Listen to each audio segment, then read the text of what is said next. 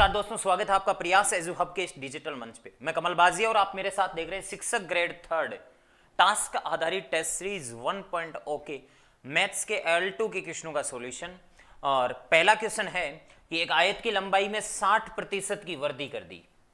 वृद्धि करने पर उसकी चौड़ाई में कितने प्रतिशत कमी करें जिससे आयत का क्षेत्रफल न बदले। एक आयत की लंबाई में 60% वृद्धि कर दी तो लंबाई 100 से बढ़कर कितनी हो गई? 160 हो गई। लंबाई 100 से बढ़कर 160 हो गई।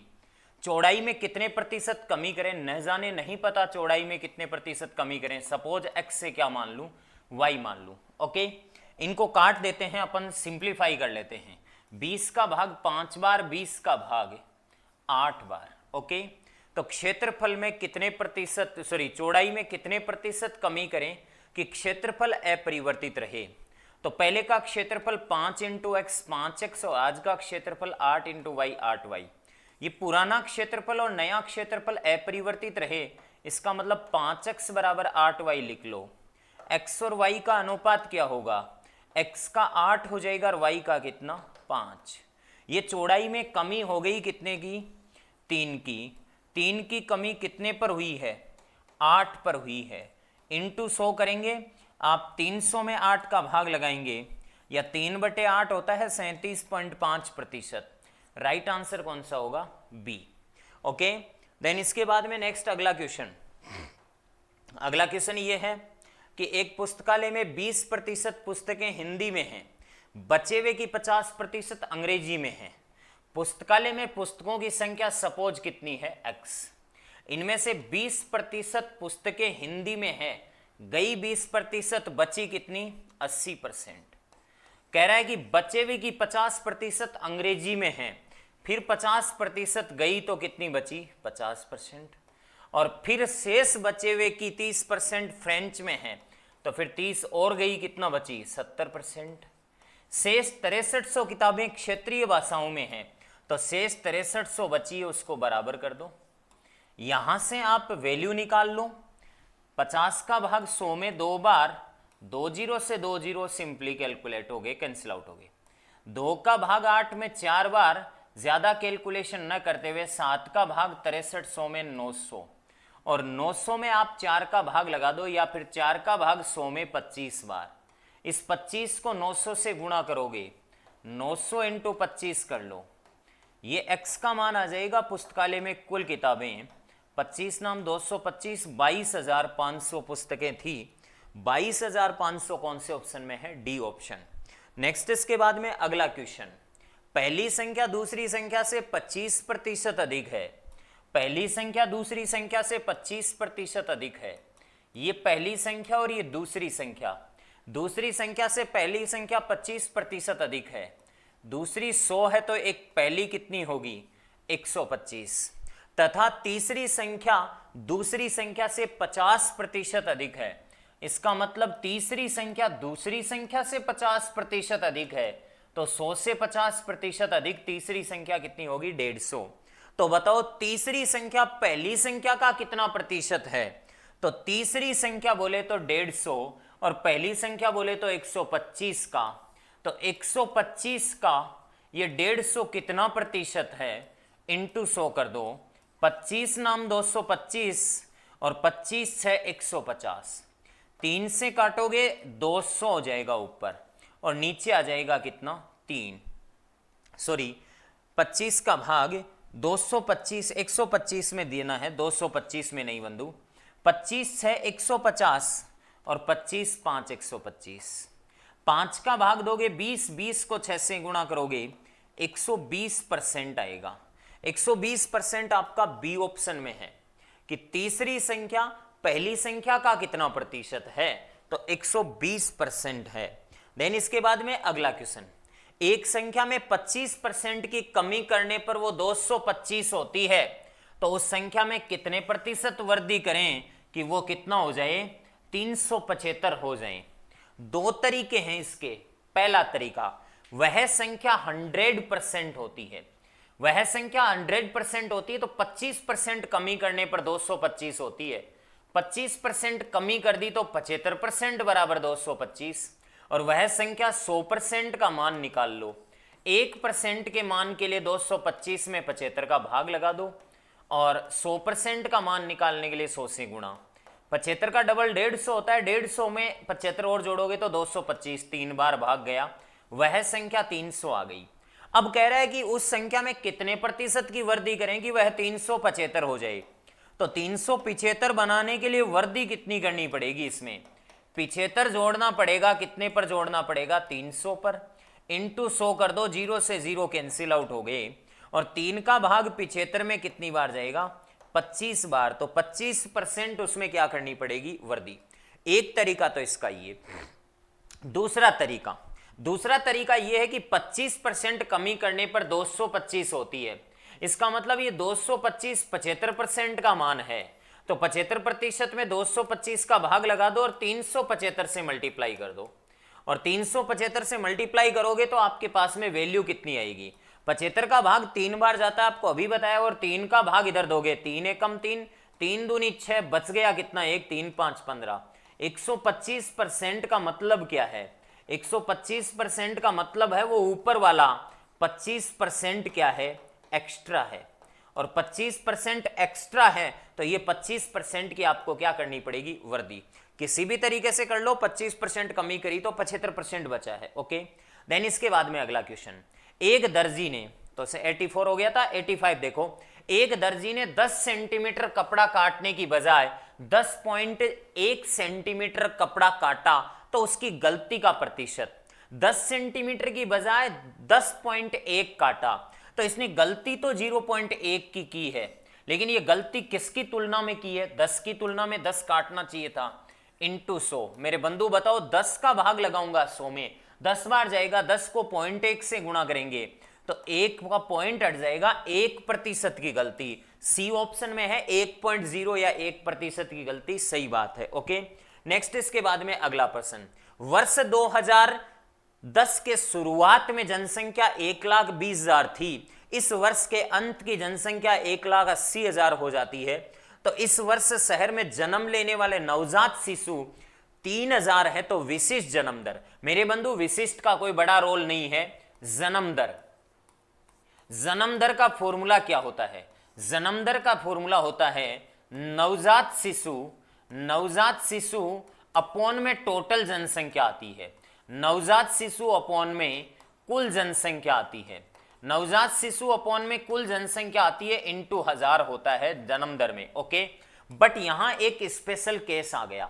स्पेशल केस क्या आ गया, जब शुरू और अंत की दे दे, जब शुरू और अंत की दे दे, शुरुआत की जनसंख्या भी दे दे और अंत की जनसंख्या भी दे दे, तब बंधु एवरेज जनसंख्या काम में लेते हैं, तब औसत जनसंख्या काम में लेते हैं। क्या लेते हैं, औसत जनसंख्या काम में लेते हैं। ये मेरा शब्द ध्यान रखना, औसत जनसंख्या काम में लेते हैं। शायद ये प्रश्न आपका गलत हो गया, कोई बात नहीं है बंधु, आगे सुधार करना है अपन को, ध्यान रखना है कहने का मतलब, ठीक है। ओके, तो बताओ, जब शुरू और अंत की जनसंख्या दे तो औसत जनसंख्या काम में लेनी है। औसत जनसंख्या बोले तो वर्ष 2010 के शुरुआत में 1,20,000 थी और इस वर्ष के अंत में 1,80,000 हो गई। ओके, दोनों को जोड़ के 2 का भाग लगा दो, और 2 का भाग लगाऊंगा तो 1,20 और 1,80 कितना होता है, 3 होता है, और 3 का आधा कितना होता है, 1,50,000 होता है। तो औसत जनसंख्या 1,50,000 काम में लेना।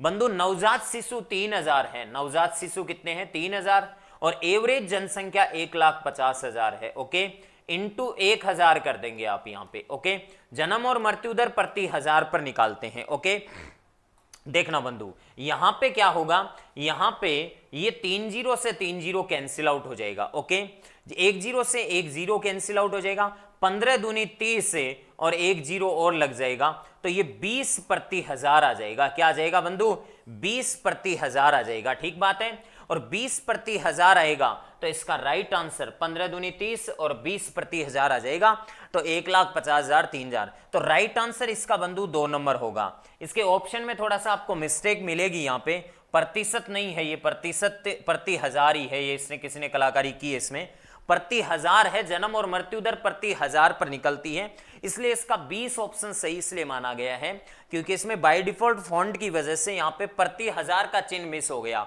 प्रति हजार का चिन्ह देखो बंधु, प्रतिशत का चिन्ह अलग होता है, प्रतिशत का चिन्ह अलग होता है, प्रतिशत का चिन्ह ये होता है, ओके।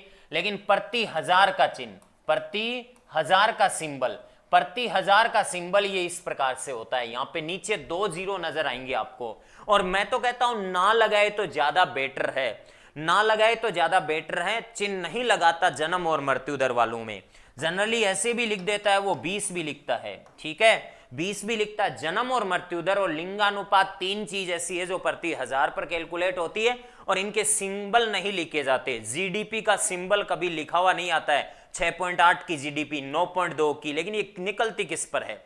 जन्म दर, मृत्यु दर, लिंगानुपात 923, 970, 850, 720, ये लिंगानुपात के आंकड़े बोले जाते हैं। तो बंधु इसमें राइट आंसर कौन सा हो जाएगा? 20 हो जाएगा। नवजात शिशु 3000 ऊपर, टोटल 1,50,000, 3 जीरो से 3 जीरो कट गई, 1 जीरो का 1 जीरो कट गया, और 15 दूनी 30, 20 आ गया इसका उत्तर, ठीक है।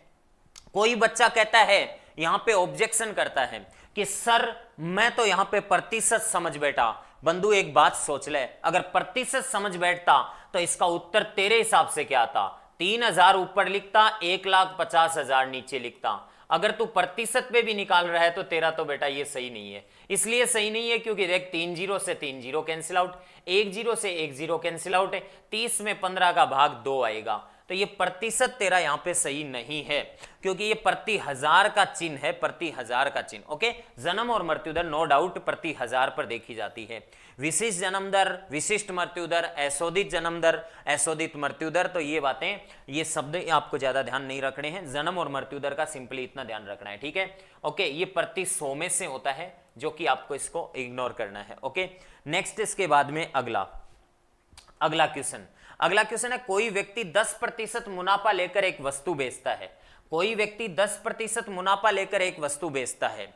एक व्यक्ति ने एक वस्तु को 10% प्रॉफिट पर बेच दी, ठीक है। उसने खरीदी मान लो 100 में, और उसने 10% मुनाफा लेकर वस्तु बेच दी। इसका मतलब 110 में बेच दी। 10% प्रॉफिट लेकर, 10% प्रॉफिट लेकर बेचती तो 110 में बेचती। यदि उसने इस वस्तु को 10% कम मूल्य पर खरीदा होता, 10%, एनिमल अटेंडेंट में इस टाइप का प्रश्न आया था एक, 10% कम में खरीदा होता, 10% कम में खरीदा होता तो 90 में खरीदा होता। खरीदा नहीं है, खरीदा होता, मान लो सपोज, मतलब ये घटना घटित नहीं हुई है। यदि उसे 10% कम में खरीदा होता और 3 रुपए अधिक लेकर बेचा होता तो 25% मुनाफा होता। ये 3 रुपए अधिक लेकर बेचा होता। ऐसी जानकारियों को हमेशा होल्ड रखें, इसको बाद में निपटेंगे। 25% का मुनाफा होता तो मेरे बंधु, अगर 25% का मुनाफा होता तो 90 पर सीधा 25% का मुनाफा सेट करो। बताओ 90 का 25% है, 90 का 1/4, 90 का 1/4 25%, या तो आप 90 का 25% निकाल लो बंधु, अल्टीमेटली आपको आना वहीं पे है। 90 का 25% मतलब 90 का 1/4 निकाल रहे हो आप, या तो ऐसे कर लो 25 नाम 225, और 225 में 10 का भाग लगा दो 22.5, या 90 का चौथा ही निकालना है तो बंधु 45 का आधा 22.5 कर लो। 45 होता है आधा, आधे का आधा कितना होता है? 22.5। 22.5 इसमें जोड़ दो, 22.5 इसमें जोड़ोगे तो 112.5 में बिकेगी। 112.5 में बिकेगी तो कितना ज्यादा में बिकेगी? इसको मैं डॉट डॉट लाइन से लिख रहा हूं, बताओ कितने ज्यादा में बिकेगी? 2.5 ज्यादा में बिकेगी। 2.5 ज्यादा में बिकेगी। ये कह रहा है कितने रुपए अधिक में बेचा होता? 3 रुपए अधिक में बेचा होता। तो यही 2.5 को किसके बराबर कर दो? 3 रुपए के बराबर कर दो। तो बताओ 1 बराबर कितना होगा? 1 बराबर कितना होगा? 1 का मान चाहिए तो 3 बट्टा कितना कर दो? 2.5। और वस्तु का क्रय मूल्य तो यही है, ये तो खरीदा होता, खरीदा थोड़ी है। तो 100 बराबर कितना होगा? 3/2.5, 3/2.5 इंटू क्या कर दो? 100 कर दो। ये 300/25 हो गया। लेकिन वैसे देखा जाए तो इसका पॉइंट हटा दिया हमने, पॉइंट हटा दिया तो ऊपर 1 0 और लगा दो, 10 से और गुणा कर दो। 2500 के 100 होता है 25 8 200, 25 12 होता है 150, 1 300, तो 12 बार भाग गया और 1 0, 120 रुपए में उस वस्तु को बेचनी पड़ेगी। तो खरीदा था तो 120 रुपए इसका क्या हो जाएगा? क्रय मूल्य, राइट आंसर हो जाएगा। कैसे होता है ये प्रश्न कि एक वस्तु को 20% लाभ पर बेचा या 10% लाभ लाभ पर बेचा तो आप लिख दो 100 रुपए क्रय मूल्य और बेचा इतने में। इतने कम में खरीदा होता, इतने कम या ज्यादा में बेचा होता, इस जानकारी को एक बार होल्ड रखो। कितने प्रतिशत प्रॉफिट होता, तो प्रॉफिट वाले से विक्रय मूल्य निकाल दो और यहां से आपको देखना है कि कितना लाभ हो रहा है। समझ गए? तो इस प्रकार से इस क्वेश्चन का राइट आंसर कितना होगा, 120 रुपए हो जाएगा।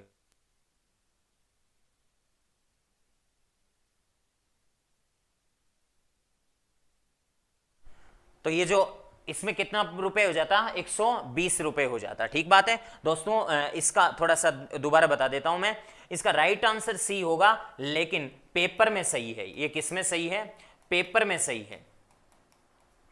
पेपर में आपको सही मिलेगा, इस तरीके से ही मिलेगा। ओके, ये पीपीटी बनाने में थोड़ी सी इसमें मिस्टेक हो चुकी है, तो कोई पीपीटी को देख के इश्यू मत बनाना, पेपर को देखना, ओरिजिनल को। ओके, हाँ जी। किसी वस्तु का अंकित मूल्य 480 रुपए है। कितने रुपए हैं? 480 रुपए हैं। कोई व्यक्ति इस वस्तु को 15% और 10% की दो क्रमागत छूट पर खरीदता है। बहुत सिंपल प्रश्न है, इतना लेंथी नहीं है बंधु। एक वस्तु का अंकित मूल्य 480 है, 480 रुपए अंकित मूल्य है। एक छूट तो इस पर 15% की दिलवा लेता है, इसका मतलब 85% ही देता है। उसका देता नहीं है, एक और छूट ले लेता है इस पर 10% की, इसका मतलब 90/100। इसको 2 बार डिक्रीज किया इस वस्तु की रेट को, और 2 बार डिक्रीज किया तो बताओ बंधु, 2 क्रमागत छूट पर इसको खरीदा है। तो खरीदा कितने में? 2 जीरो से क्या काट दूं मैं? 2 जीरो। 5 का भाग 20 बार और 5 का भाग कितनी बार? 17 बार। 2 का भाग 10 बार और 2 का भाग कितनी बार? 24 बार। थोड़ा सा कैलकुलेशन लगी मुझे। 17 चौके 68 और 17 दूनी 34, 34 और 6 कितना? 40। ठीक है, 17 चौके 68, 6 कैरी फॉरवर्ड और 17 दूनी 34 और 6 कितना? 40। 40.8 रुपए में इसने क्या किया है? खरीदा है। 40.8 रुपए में खरीदा है 2 क्रमागत छूट पर। इस वस्तु को 25% लाभ पर बेचता है, तो लाभ ज्ञात करो। लाभ, विक्रय मूल्य नहीं, लाभ ही ज्ञात करना है यार। 25% लाभ कमा रहा है, 40.8 का 25% लाभ कमा रहा है। 40.8 का 25% मैं तो यूं कहूंगा 1/4 निकाल ले यार। 1/4 रुपए निकालेगा 40.8 का। 40.8 का सॉरी इसमें क्या कर दिया अपन ने? 9 से मल्टीप्लाई नहीं किया, 9 से मल्टीप्लाई नहीं किया, सॉरी। थोड़ा सा कैलकुलेशन इधर से वापस चेक करनी पड़ेगी। अपन ने इसका वैल्यू निकाल लिया था, 9 से मल्टीप्लाई नहीं किया। इनको मल्टीप्लाई तो अपन ने कर लिया था, और इनको मल्टीप्लाई किया तो 17 चौके 68, 68 का कितना हो गया बंधु? 8 और 17 दूनी 34 और 40, 408 इंटू कितना है बंधु? 9 और पड़ा है, 9 से और गुणा करना था, बट्टे कितना है? 10। ओके, 9 8 72, कैरी फॉरवर्ड कितना? 7, 7 का 7 आएगा, 9 चौके 36 ये आ जाएगा बंधु 367.2 रुपए में इसने क्या किया है? खरीदा है। 367.2 रुपए में खरीदा है, तो अब इस पर 25% लाभ कमाएगा। तो 367.2 का 25% निकाल दूं, मैं कहूंगा कि 367.2 का 25% होता है 1/4। कितना होता है? 1/4 होता है। तो 1/4 निकाल दो। 9 चौके 36 हो गया, बच गया कुछ नहीं, 7 में 4 दूनी 8 होता है, 4 एकम 4, बच गया 3, और पॉइंट 3 में 32 है, 4 8 32, तो 9.8 रुपए का। 9.8 मतलब 91.8 का मतलब 91.80 रुपए का क्या हो जाएगा? उसको लाभ हो जाएगा। विक्रय मूल्य पूछता तो जोड़ देता इसको मैं। ठीक है, नेक्स्ट इसके बाद में, किसी वस्तु का अंकित मूल्य 500 है, उस पर 10% की छूट देने पर भी 20% का लाभ होता है क्रय मूल्य। मैं एक बात बता दूं आपको कि ये विक्रय मूल्य के 2 फॉर्मूले होते हैं, मैं फॉर्मूला ही बता देता हूं। एक तो क्रय मूल्य गुणा 100 + -a बट्टा 100, ये तो विक्रय मूल्य का फॉर्मूला होता है। एक विक्रय मूल्य का फॉर्मूला होता है MP अंकित मूल्य गुणा 100 - डिस्काउंट परसेंटेज बटा 100। दोनों ही विक्रय मूल्य के फॉर्मूले होते हैं, तो दोनों को बराबर कर देते हैं। CP गुणा 100 + -a, 100 + -a बट्टा 100 को भूल जाओ, बराबर MP गुणा, दोनों ही विक्रय मूल्य के फॉर्मूले तो बराबर कर दिया, 100 - डिस्काउंट और बट्टे 100 दोनों में है तो कट गया। इसका मतलब ये एक ट्रिक बन जाती है, एक रिलेशन बन जाता है। CP और MP में सीधा रिलेशन बन जाता है लाभ हानि प्रतिशत और छूट प्रतिशत के थ्रू। तो एक वस्तु का अंकित मूल्य 500 रुपए, ये लो, अंकित मूल्य 500 रुपए है, उस पर 10% की छूट, 100 में से 10 घटा दो 90। ओके, क्रय मूल्य ज्ञात करना है, यदि उस पर 20% का लाभ होता है तो 120 हो गया, 100 + 20। ओके, एक तरीका तो ये 30 का भाग 3 बार दे दो, 30 का भाग 300 के 120 4 बार है, और 30 का भाग 3 बार दे दो। बंधु 4 का भाग दिया, देखो 250 का आधा कितना होता है, 125 होता है। ये लोग क्रय मूल्य का मान कितना आ जाएगा, ये हो जाएगा 375 रुपए क्रय मूल्य हो जाएगा। कितना हो जाएगा, 375, जो कि कौन से ऑप्शन में है, डी ऑप्शन में। एक इस प्रश्न को ऐसे भी कर सकते हो, एक वस्तु का अंकित मूल्य 500 रुपए है, तो उस पर 10% की छूट देता है तो विक्रय मूल्य कितना होगा, तो 500 पर 10% की छूट देता है तो 90% वसूल लेता है, और 90% वसूलने का मतलब है 450 वसूल लेता है। 450 आपसे ले लेता है और फिर भी 20% का लाभ कमाता है, तो क्रय मूल्य बताओ। 450 रुपए में 20% लाभ इंक्लूड है तो 120 का भाग, और क्रय मूल्य चाहिए तो 100 से गुणा। यहां से भी आप वैल्यू कैलकुलेट करोगे तो आनी 375 ही है। ओके दोस्तों, 875 नहीं है, ये 375 ही है। ठीक है, तो 375 ही आनी है यहां से भी। ठीक है, नेक्स्ट इसके बाद में अगले क्वेश्चन पे चलते हैं। अगला क्वेश्चन है, एक सब्जी विक्रेता 1 रुपए में 2 की दर से कुछ नींबू खरीदता है तथा 5 रुपए में 3 की दर से इन्हें बेच देता है, तो उसका लाभ प्रतिशत। सिंपल देखो, 5 रुपए में 3 नहीं, 5 नींबू 3 रुपए की दर से। ऐसा प्रश्न आया था चकमा देने वाला, रिसेंट आया था इसी प्रकार का प्रश्न। ठीक है, इस बार के सीईटी में।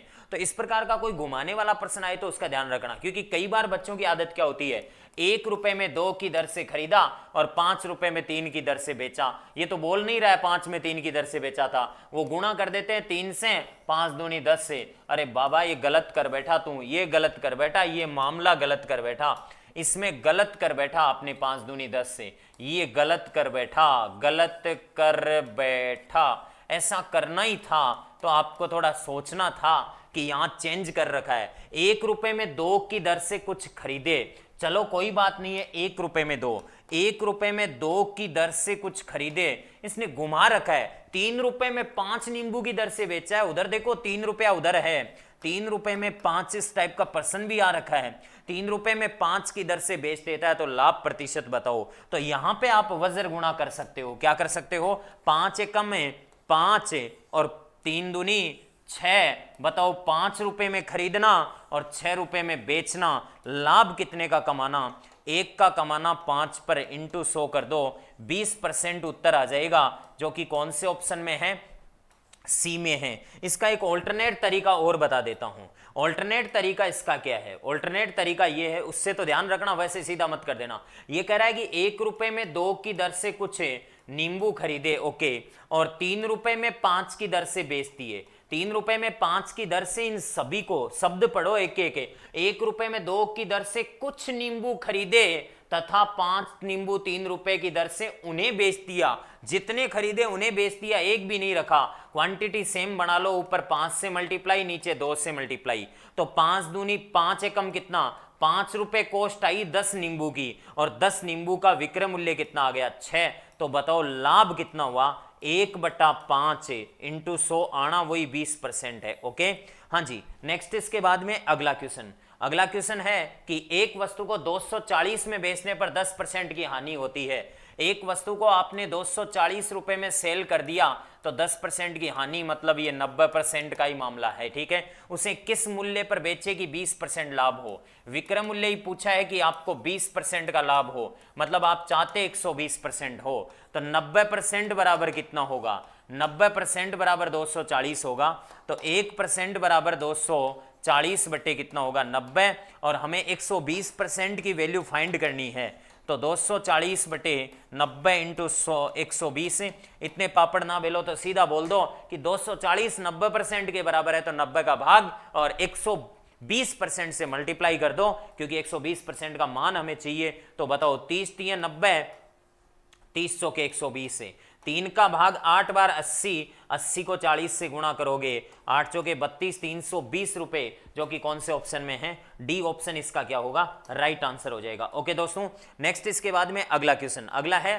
कि 1 किलो के स्थान पर 850 ग्राम वजन तोलता है, तो उसका लाभ प्रतिशत बताओ। लाभ का प्रतिशत पूछे तो कम तोला गया वजन, 1 किलो के स्थान पर 850 तोलता है तो 150 ग्राम कम तोलता है, और एक्चुअल सेलिंग क्वांटिटी कितनी है, एक्चुअल सेलिंग क्वांटिटी पर प्रॉफिट एंड लॉस परसेंटेज की गणना होती है 850 ग्राम इंटू क्या कर दो 100 कर दो। ओके, 0 से 0 कट गया, 5 का भाग 3 बार, 5 का भाग 17, 5 85, 300 में भाग लगा दो 17 का, तो 17 एकम 17 बच गया कितना 13, 30 में 130 में 17 7 119 होता है, बच गया कितना 11, तो 11 बटे कितना हो गया 17, तो 17 सही 17 सही 11 बटे 17 कौन से ऑप्शन में आ गया, पहले ऑप्शन में आ गया, ये इसका क्या होगा राइट आंसर हो जाएगा। ठीक है, ओके, थोड़ी सी कैलकुलेशन आप देखते रहना, 17 एकम 17 बच गया कितना 13 13 30 130, 17 7 119 होता है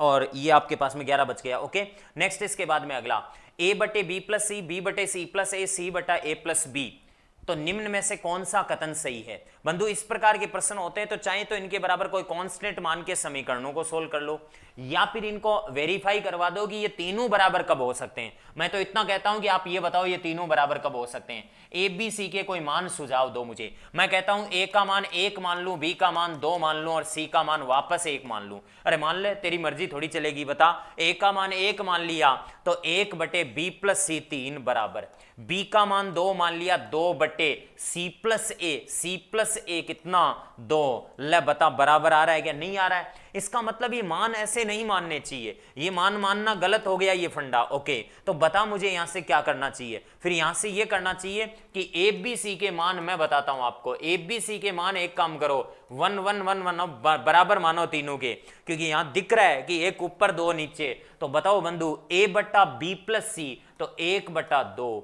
बी बट्टा तो बी का मान 1 ए प्लस सी 2 और सी बट्टा सी का मान 1 ए प्लस बी 2, सब संतुष्ट होते हैं। ए बी सी के मान 1 1 1 संतुष्ट करेंगे, अर्थात ए बी सी के मान 1 1 संतुष्ट कर सकते हैं, ए बी सी के मान 2 2 2 संतुष्ट कर सकते हैं, ए बी सी के मान 3 3 3 संतुष्ट कर सकते हैं। सेम सेम मान होंगे तो हर बिन कितनी होगी 1 बटा 2, तो प्रत्येक बिन केवल 1 बटा 2 के बराबर होगी, इसके अलावा और कोई मान नहीं होंगे। ठीक है, ओके, नेक्स्ट इसके बाद में अगला क्वेश्चन कि 5625 रुपए को एबीसी में इस प्रकार बांटा कि ए को बी और सी से आधा धन मिलता है, ए को बी और सी से आधा धन मिलता है, ए को बी और सी के योग से आधा धन मिलता है, बी और सी को 2 रुपया मिला है, बी और सी को 2 रुपया मिला है, तो ए को बेचारे को इनसे आधा मतलब 1 रुपया ही मिला है। ठीक है, तथा कह रहा है कि बी को ए और सी से चौथाई मिलता है, बी को ए और सी से चौथाई मिलता है,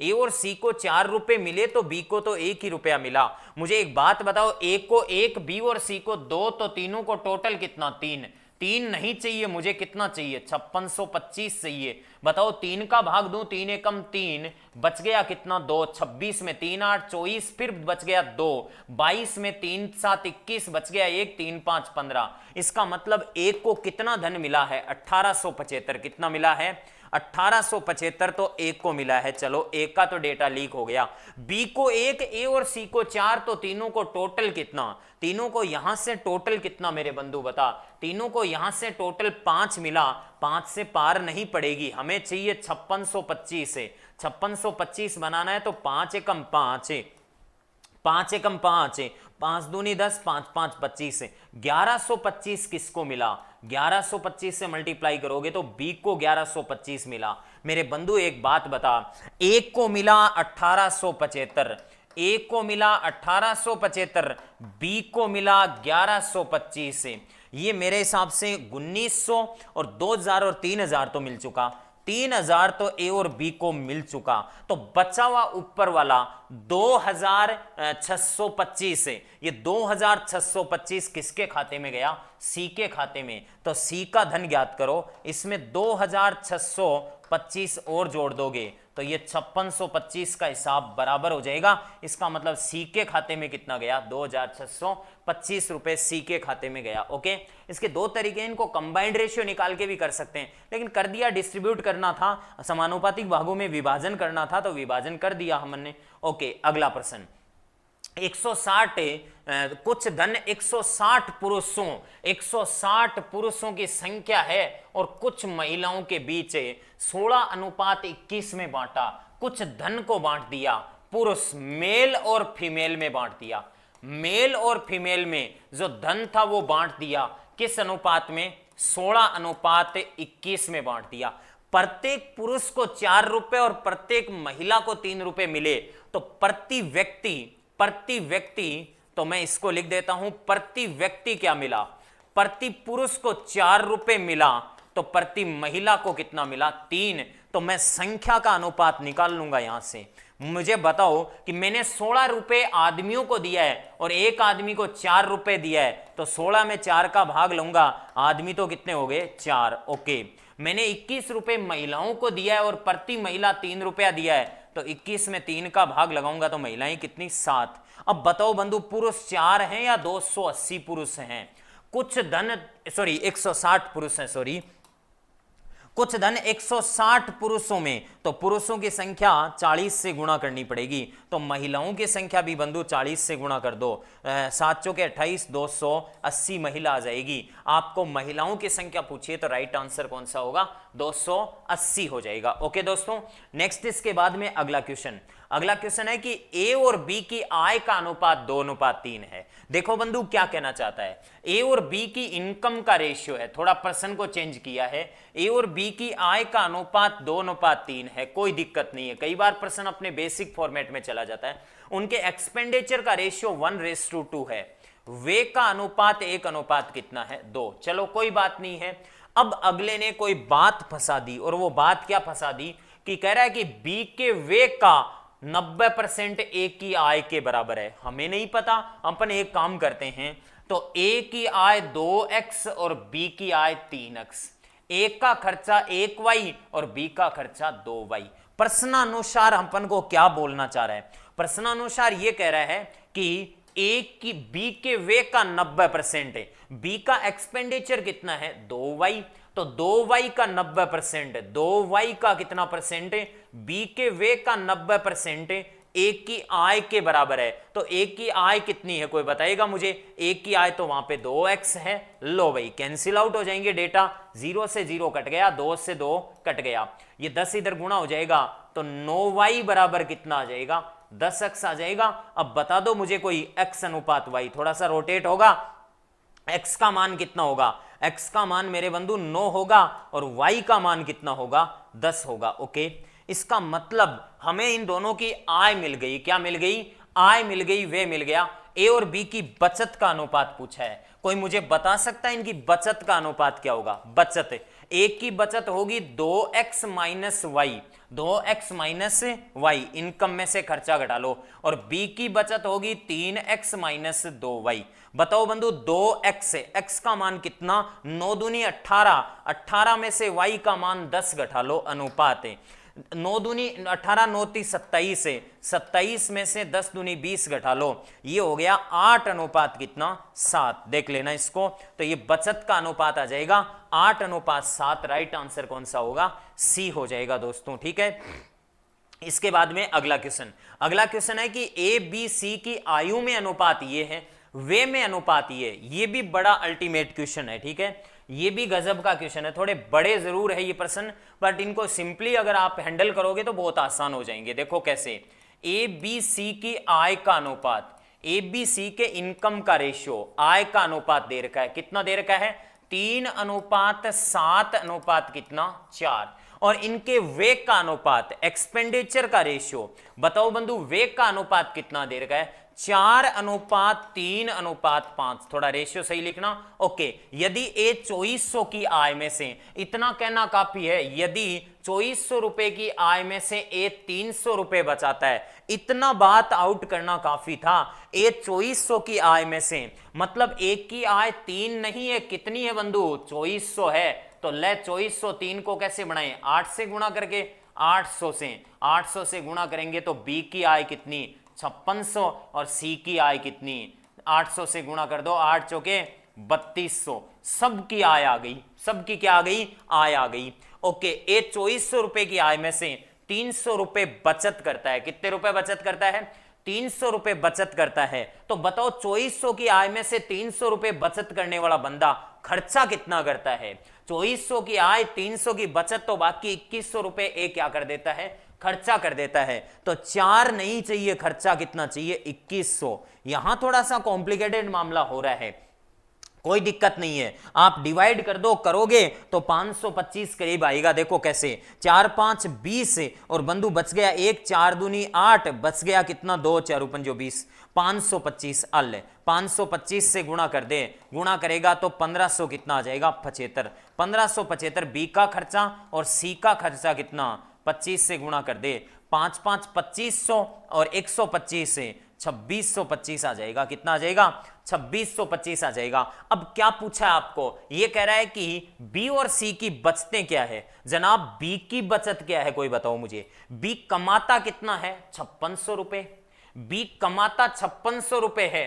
5600 में बी खर्चा कितना कर देता है 1575 रुपए का खर्चा कर देता है। कितने का 5600 में से 1500 घटाओगे आपके पास में 4100 बचेगा। 4100 में से 75 घटाओगे 4025 रुपए बचत आ जाएगी। किसकी, बी की आ जाएगी। ओके 4025 रुपए देख लो यार, बी की बचतें 4025 ए में है, तो सी की अपने आप 525 आ जाएगी। अपन क्यों कैलकुलेट करें, 3200 में से घटा लेना 2625, तो अपने आप बच रहा है कितना 3200 में से 2600 घटाया, वैसे 600 बच रहा है, लेकिन 25 और घटेगा तो 525 बचेगा। नेक्स्ट इसके बाद में अगला क्वेश्चन, एक पिता की आयु उसके बेटे की आयु का अनुपात 7:3 है। एक बाप की आयु और बेटे की आयु का अनुपात कितना है 7:3 है। फादर और सन की आयु का अनुपात कितना है 7:3 है। ठीक है, उन दोनों की आयु का गुणनफल 756 है। उन दोनों की आयु का गुणनफल 756 है। मेरे बंधु बताओ 7 और 3 का गुणा कितना 21। 21 नहीं चाहिए मुझे, कितना चाहिए 756 चाहिए। 21 दूनी 42, 21 3 63, 21 3 है 63, और बचेगा कितना बंधु 63 घटाओगे 75 में से तो 12 बचेगा। 12 के आगे 6 126, 21 6 126 होता है। ठीक है, 36 से गुणा मत कर लेना, 36 का वर्गमूल लेना। अनुपात में बता दिया काफी दफा कि जब जब दो अनुपातों का गुणनफल दिया हुआ होता है तो वर्गमूल लेने पर इकाई प्राप्त होती है। तो 6 से गुणा करना 7 6 42 और 6 से गुणा करना 6 3 18, 42 18 बाप और बेटे की आयु आ गई। 6 वर्ष बाद उनकी आयु का अनुपात क्या होगा। जो आज 42 साल के हैं वो 6 वर्ष बाद पिता कितने का होगा, पिता 6 वर्ष बाद में होगा 48 का, और बेटा 6 वर्ष बाद में होगा 24 का। 48 और 24 को काटोगे तो 24 का डबल है 48 से, 2:1 का राइट आंसर आ जाएगा। ओके, नेक्स्ट इसके बाद में अगला, एक महाजन 5% की दर पर 1500 रुपए 4 वर्ष के लिए ब्याज में देता है, तो 4 वर्ष पश्चात उसे कितना प्रतिशत लाभ होगा। अगर इसका डायरेक्ट हिट करना चाहो तो कह दो कि 5% बेनिफिट हो रहा है 4 साल में, तो 5% कितनी साल तक बेनिफिट होगा 4 साल तक 5% बेनिफिट होगा।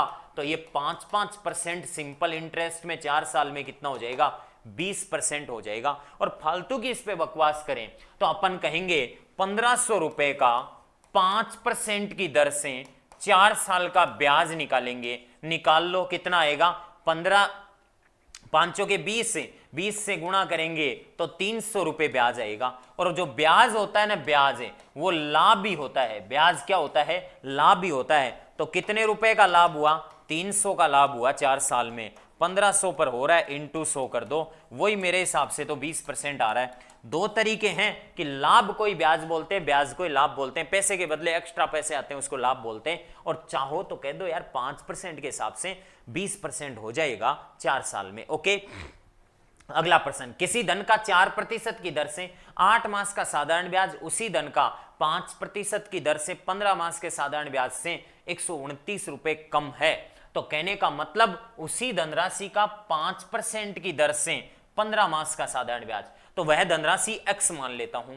x रुपए का 5% की दर से वार्षिक दर है, तो 15 महीने का साधारण ब्याज 15 बट्टा क्या करना पड़ेगा 12 करना पड़ेगा। इसमें से उसी धनराशि का 4% की दर से 8 महीने का साधारण ब्याज घटा लो और वो अंतर किसके बराबर कर दो 129 रुपए के बराबर कर दो। इन दोनों का एलसीएम ले तो एलसीएम ले लो, कैसे ही कैलकुलेट कर लो चाहिए। लो इनका एलसीएम ले लेता हूं 100 गुणा 12, 1200 लघुत्तम आ गया। कुछ नहीं 15 5 75 x से माइनस से 8 चौके कितना 32, x बराबर कितना 129, 15 5 75, 8 चौके 32, 75 में से 32 घटा दो आप बंधु, आप 75 में से 30 घटाओगे तो आपके पास में बचेगा 45, 45 में से 2 घटाओगे 43 x से बट्टे 1200 बराबर आ गया 129, 43 का भाग 129 में 3 बार और x बराबर 12 3 3600 रुपए आ गया। x बराबर 3600 रुपए क्या आया है 3600 रुपए वह धनराशि आई है, डी राइट आंसर हो जाएगा इसका। ठीक बात है, ओके। नेक्स्ट इसके बाद में अगला क्वेश्चन, एक साधारण ब्याज की किसी दर पर 2000 रुपए 5 वर्ष का मिश्र धन 2600 है, ब्याज की दर में 3% वृद्धि करने पर मिश्र धन कितना होगा। 2000 रुपए आपने किसी को दिया, 2000 रुपए प्रिंसिपल 5 वर्ष में बढ़कर 5 वर्ष में अमाउंट हो गई मेरे बंधु 2600 रुपए। अगला कह रहा है ब्याज की दर 3% अधिक होती तो थोड़ा बहुत ब्याज क्या आ जाता, एक्स्ट्रा आ जाता, और वो एक्स्ट्रा ब्याज कितने रुपए का आता, उस मूलधन का 2000 का आता। एक्स्ट्रा ब्याज आता कौन सी दर से, ब्याज की दर में 3% वार्षिक वृद्धि हो रही है तो 5 साल में थोड़ा बहुत एक्स्ट्रा ब्याज आ जाता, ये हो जाता 20 से 5 100 को 3 से गुणा करोगे 300 रुपए एक्स्ट्रा ब्याज आ जाता, और 300 रुपए इसमें और ऐड कर दो तो जो 2600 तो है ही है 2900 रुपए हो जाता। तो इसका मिश्र धन कितना होता 2900 रुपए हो जाता। 5 3 15, 15 दूनी 30, 300 रुपए ब्याज एक्स्ट्रा आ जाता। ओके, नेक्स्ट इसके बाद में अगला प्रश्न, किसी धन का 5 वर्ष का साधारण ब्याज उसके मिश्र धन का 2/5 है तो ब्याज की दर ज्ञात करो। ठीक है, कोई दिक्कत नहीं है, 5 वर्ष का साधारण ब्याज मिश्र धन का 2/5 है, बड़ा रिस्की पॉइंट है। साधारण ब्याज उसके मिश्र धन का 2/5, इसका मतलब सिंपल इंटरेस्ट उसके अमाउंट का 2/5 है। ध्यान से देख लेना इसको, अगर आप अमाउंट यहां पे 5 रुपए मानते हो तो 5 से 5 कट जाएगा, सिंपल इंटरेस्ट कितना आएगा 2 रुपए आएगा। यहां कोई काम में नहीं आएगा अमाउंट, बताओ यहां पे प्रिंसिपल कितना होगा, मूलधन कितना होगा। 5 रुपए मिश्र धन है, 2 ब्याज है तो मूलधन कितना होगा 3 रुपए। तो ब्याज की दर ज्ञात करो, दर का सूत्र होता है 100 इंटू ब्याज, ब्याज 2 रुपए है, मूलधन 3 रुपए है, इंटू आपको कह रहा है 5 वर्ष का तो 5 समय ले लो, 5 का भाग है 20 बार, 20 दूनी 40, 40 में 3 का भाग लगाओ, 13 3 39, 1/3%, 13 से 1/3%। राइट आंसर कौन सा हो जाएगा, सी। नेक्स्ट इसके बाद में अगला क्वेश्चन, 6450 रुपए का ऋण 5% वार्षिक ब्याज की दर से कितनी वार्षिक किस्त देकर 4 वर्षों में चुकाया जा सकता है। हाँ जी, किस्त की राशि इंस्टॉलमेंट बराबर होती है दे राशि अपॉन में n प्लस ए, बड़ा कोष्टक मझला कोष्टक 0 + 1 + 2 + ए। 2 तरीके होते हैं इसका। अब मैं यहां ज्यादा डिस्कशन न करते हुए सीधा ही बता दूंगा क्योंकि फालतू में आधे घंटे लगेंगे इसमें डिस्कशन और डिटेल में। तो दे राशि कितनी है 6450 रुपए है, ओके, अपॉन n 4 वार्षिक किस्तों में 4 प्लस बड़ा कोष्टक मझला कोष्टक 0 + 1 + ए, 2 + 3 क्योंकि 4 है तो ये 3 तक जाएगा, इंटू दर 5 बटा कितनी हो जाएगी 100। ओके बंधु, ये हो जाएगा 6450 अपॉन में 4 + 3 2 5 और 1 6 5 30 बटा 100 कर सकते हो। ओके, ये हो गया 6450 बटे 100 को 4 से गुणा करोगे 430 से, 430 बटा 100 है वो ऊपर चला गया। ओके, 0 से 0 कट गया, 43 का भाग दोगे तो ये 15 3 45, 15 चौके 60 और 4 64, 15 बार भाग गया, प्रत्येक किस्त की राशि कितनी आ गई 1500। एक्स्ट्रा ब्याज है 15 चौके 60 तो ये प्रत्येक किस्त की राशि हो गई। ठीक है, हाँ जी, इसको ऐसे भी कर सकते हो 100 100 + 5 100 + 10 100 + 15, इनको सबको जोड़ के आप 6450 के बराबर करके 100 का मान निकाल सकते हो प्रत्येक किस्त की राशि। देन इसके बाद में अगला क्वेश्चन, 2 साल के लिए 30,000 रुपए की राशि पर साधारण ब्याज और वार्षिक संयोजित चक्रवर्ती ब्याज का अंतर 147 है तो ब्याज की दर बताओ 2 साल के लिए 30,000 रुपए की राशि पर। हमने कहा था कि मूलधन हमेशा ऊपर ही ऊपर रखेंगे। 2 साल का सिंपल इंटरेस्ट तो ये होता है जो मूलधन पे लगता है, और इंटरेस्ट ऑफ इंटरेस्ट ये ब्याजों का अंतर होता है, ये 147 है। जो दर 147 देने में कामयाब होगी वही दर उत्तर कहलाएगी, बाकी दरें हमारे क्या काम की। मैं एक काम करता हूं, 10% की दर को पूछता हूं। 10% की दर से 1/10 300 और यहां पे 3000 और 300 आएगा। 10% की दर तो ज्यादा है साहब। 10% की दर है तो फिर 7% की दर को पूछ लूं। 7% की दर का मतलब होता है 7/2। हो सकता है मिटाना पड़े, वापस ध्यान रखना। 7/100, 7/100 निकालेंगे, 2 जीरो कट गया, 7 21, 2100 रुपए आ गया। 2100 रुपए साधारण ब्याज आ गया। 7/100 ब्याज का ब्याज कितना आएगा? 21,747 परफेक्ट आ रहा है। कौन सी दर से इतना परफेक्ट आ रहा है? 8% की। जो दर संतुष्ट करे वही क्या होगी? उत्तर होगी। नेक्स्ट इसके बाद में अगला क्वेश्चन। एक व्यक्ति एक बैंक में 6,000 रुपए 5% की दर पर जमा किए, अन्य व्यक्ति ने 5,000 रुपए 8% की चक्रवर्ती ब्याज की दर पर जमा करे। 2 वर्ष के अंत पर उत्पन्न ब्याजों का अंतर। एक व्यक्ति, पहला व्यक्ति क्या करता है? पहला व्यक्ति 6,000 रुपए जमा करता है। कितना? 6,000 रुपए 5% वार्षिक सरल ब्याज की दर पर जमा करता है। 2 साल में बेचारे को क्या ब्याज मिलेगा? 2 साल में 5 दूनी 10, 600 रुपए ब्याज मिलेगा। ओके, 600 रुपए ब्याज मिलेगा। लेकिन दूसरा व्यक्ति गेम खेल रहा है। दूसरा व्यक्ति क्या कर रहा है? इधर देखना। ये दूसरा व्यक्ति कह रहा है कि 8% की दर पर दूंगा। 8% की दर पर। 8% का मतलब होता है मेरे बंधु 4 का भाग 2 बार और 4 का भाग 25 बार। 8% की दर पर इसने 5,000 रुपए दिए 2 साल के लिए। 8% की दर पर इसका मतलब 2/25। 2/25 का मतलब 25 दूनी 50, 200। 200 का डबल कितना? 400।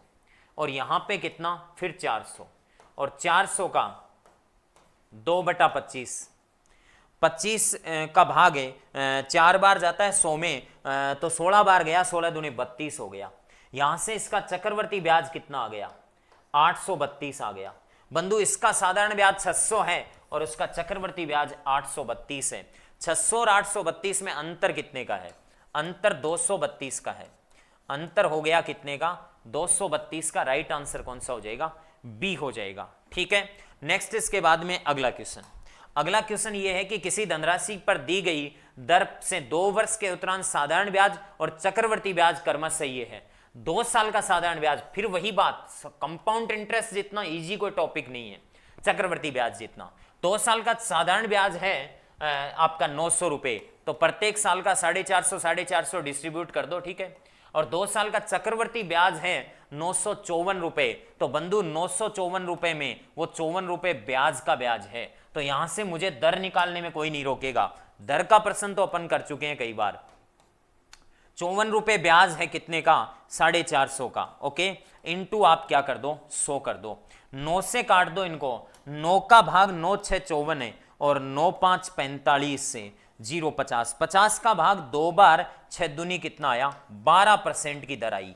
और अब आपको यह भी पता होना चाहिए कि मूलधन का 12% ही, मूलधन लेट प्रिंसिपल, मूलधन मान लिया x है और x का 12% ही कितना है? 450 है।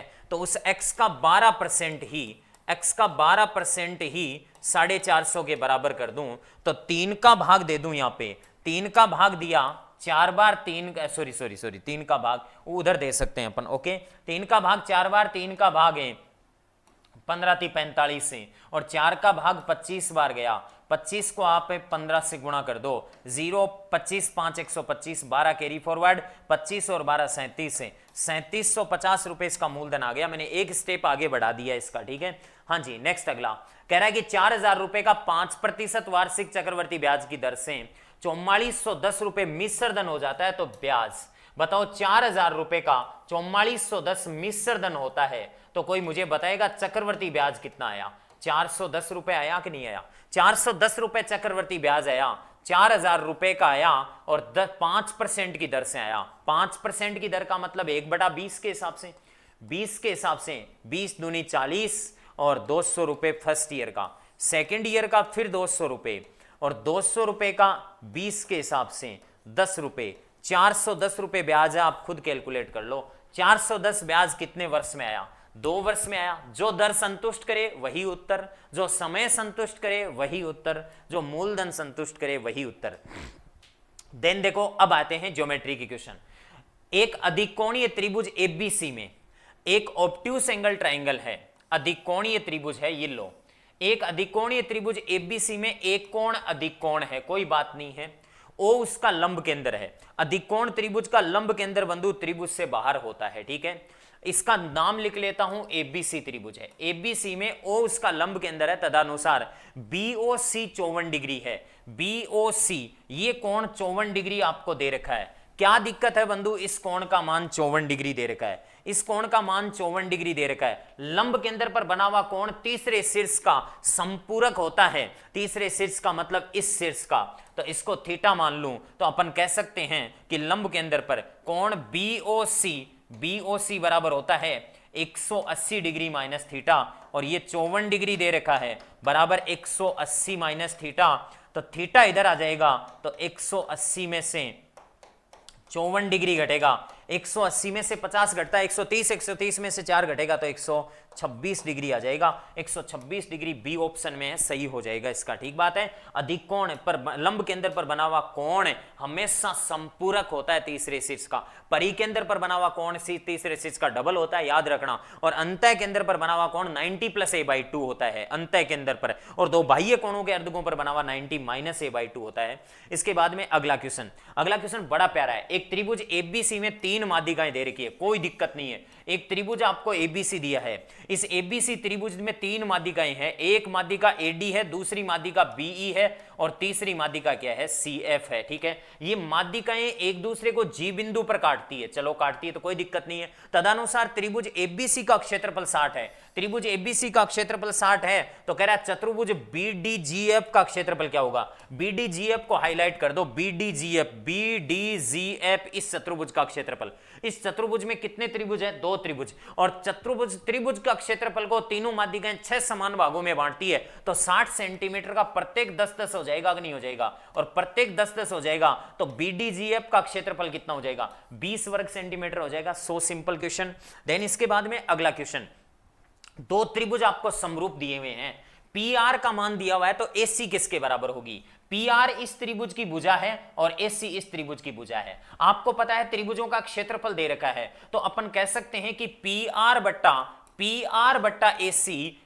बट्टा एसी बराबर है अंडररूड में त्रिभुज पी क्यू आर का क्षेत्रफल अपॉन में लिख सकते हैं अंडररूड में त्रिभुज एबीसी का क्षेत्रफल, जिसको अंडररूट del1 और del2 भी अपन बोलते हैं। तो बताओ पी क्यू आर का क्षेत्रफल 256 है, 256 का वर्गमूल 16 हो जाएगा।